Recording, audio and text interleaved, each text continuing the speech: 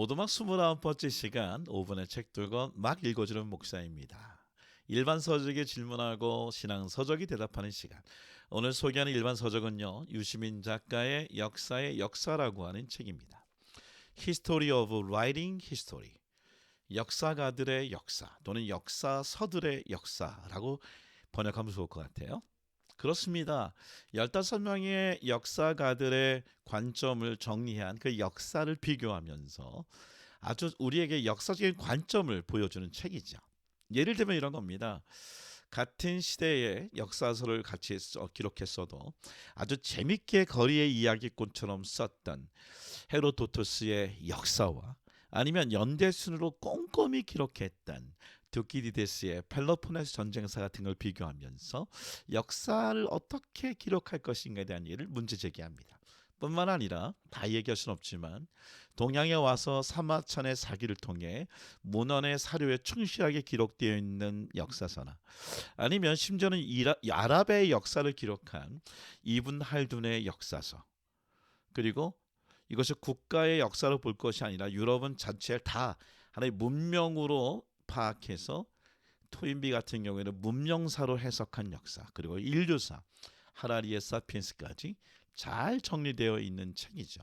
저는 이 책에서 두 가지 관점만 좀 재미있게 소개하려고 합니다. 하나는 뭘까요? 하나는요, 우리가 잘 알고 있는 랑게의 역사 방법과 이에치카의 역사 방법을 비교해 놓은 글입니다. 페이지 234페이지. 모든 역사는 현대사라는 크로체의 말을 힘주어 인용했다. 사실은 팩트를 얘기하죠. 과거의 것이고 역사가는 현재에 산다. 과거의 사실 가운데 중요하고 의미 있는 것을 선택하는 기준과 그 사실들을 일정한 관계로 맺어주는 해석의 관점은 역사가를 둘러싼 현재의 환경, 역사가의 경험, 역사가의 이념과 개인적 기질의 영향을 받으며 형성된다. 그렇습니다. 역사책이라는 것은 랑게가 얘기하는 것처럼 기록되는 문헌을 그대로 적는 것이 역사가의 일이 아니라 결국은 역사가 가지고 있는 개념, 경험, 문화, 학력 수준, 이념에 따라 우리가 차이를 줄 수 있다라고 얘기합니다. 성경으로 얘기하면 마태, 마가, 누가, 요한은 사복음서는 똑같이 예수님에 기록되어 있지만 기록자에 따라서 그 기록의 내용의 중점과 또 강조점이 달라지는 것을 이야기하는 것이죠.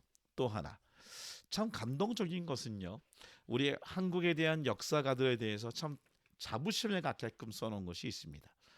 일본의 식민지 사관에 놓여있던 우리가 조선의 역사가들이 얼마큼 민족적 열정을 표현했는가. 페이지 177페이지. 조선 사람들이 민족적 자부심과 자주성을 북돋우는 데 도움이 되는 방향으로 과거 역사를 재구성하고 재해석하였다. 식민사관에서 그리고 민족사관으로 바뀌었던 역사가들의 이야기를 정리하고 있습니다. 여러분, 제가 우리 한국인으로 살면서 굉장히, 한국인 목사로서 굉장히 자부심을 갖는 책, 오늘 그 책을 소개합니다. 이한복 박사님이 쓰신 한국 성결교회 형성사. 어쩌면 이 시간에는 성결교단의 목사와 크리스찬들이 좀 즐거운 내용인 것 같아요. 그렇습니다. 우리가 생각하는 한국 성결교회 형성사, 이것만큼 잘 정리한 책이 없을 것 같아요. 이한복 박사님이 2018년도에 어떻게 보면은 제일 처음으로, 참 부끄럽긴 하죠, 처음으로 한국 성결교회 형성사라는 제목 갖고 박사학위를 받은 책이 바로 이 책입니다. 이 책은 잘 정리되어 있습니다. 19세기 후반에 급진적 성결 운동의 결과를 시작을 해서 만국 성결 연맹의 정체성, 그리고 급진적 성결 운동에서 제기되었던 이 사중복음이 어떻게 동양 선교에 영향을 주었을까. 심슨에서 세스리스, 그리고 마틴랩, 카우만, 길보른, 그리고 우리가 잘 알고 있는 우리가 나카다 주지와 그리고 김상준 정민의 일기까지의 이야기를 잘 정리되어 있는 책이죠.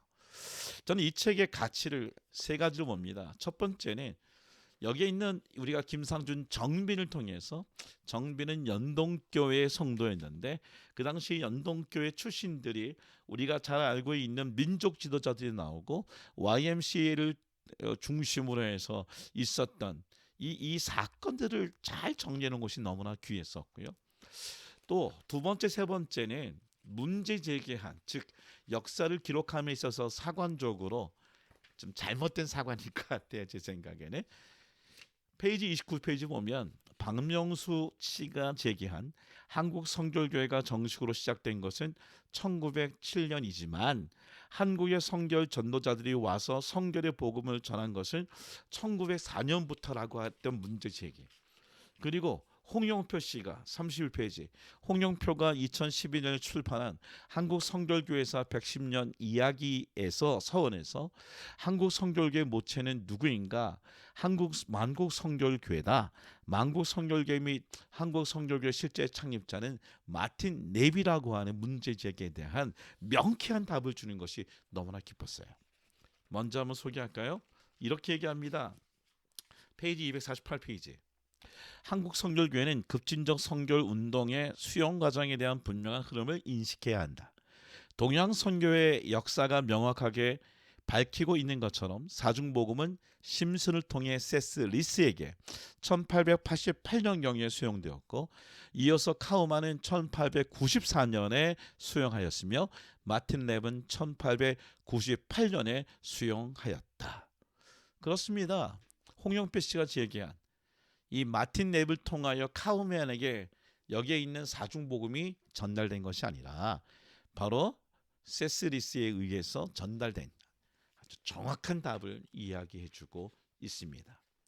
그리고 마찬가지로 박명수 씨가 제기한 문제, 나카타 주지라고 하는 바로 이 사람을 두고 얘기하면서 1904년에 일본인에 의해서 성교기가 들어갔다는 얘기에 대한 반박을 171페이지에 적어놨습니다. 나카타는 일본 복음 동맹의 파송을 받아 5월 9일부터 7월 말까지 한국을 방문하였다. 그들은 우선 러일 전쟁에 참전한 일본 병사들의 전투가 격렬했던 곳을 찾아다니며 위문하는 것이 목적이었다. 기가 막히지 않습니까? 나카타 주지의 1904년 한국 방문이 급진적 성결 운동의 시작으로 판단하지 않는다. 여러분, 군종 포교자, 즉 일본 군대가 러시아와 싸울 때에 물론 나카다 주지 같은 경우에는 카우만에게 영향을 준 분이지만 그분은 아직도 제국주의에 갖고 있는 생각을 갖고 있었다고 볼 수 있는 것이죠. 그래서 일본에 있는 군사들을 한국에 머문 일본 군대를 응원하기에 갔다라고 얘기하는 것입니다. 여러분, 우리는 역사가의 역사의식이 너무나 중요합니다.